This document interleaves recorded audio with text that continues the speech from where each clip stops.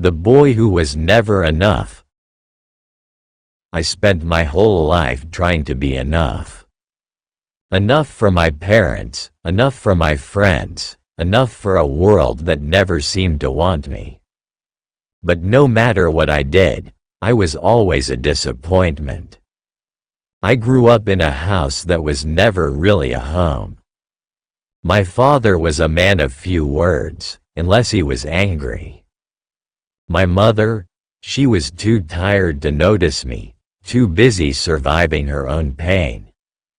And my brother, well, he made sure I knew I was the weakest one.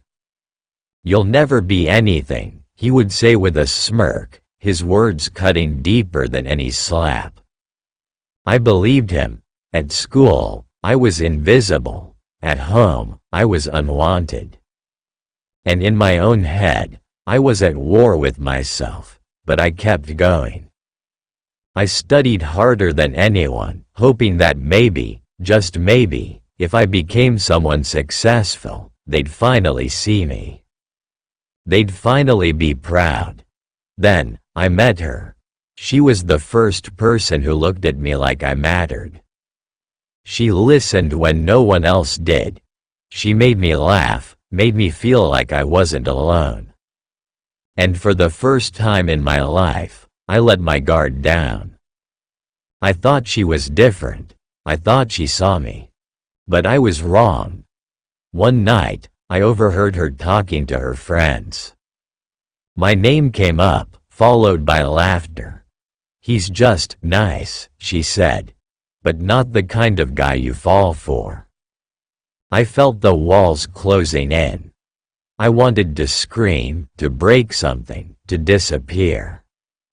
But instead, I just smiled the next day like nothing happened, just like I always did.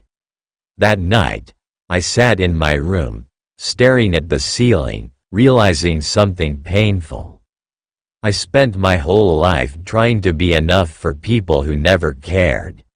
And I lost myself in the process. But not anymore. I decided that night that I wouldn't live for them. I wouldn't chase love, or validation, or approval. I would live for me. Because the truth is, I was always enough. They just never deserved me.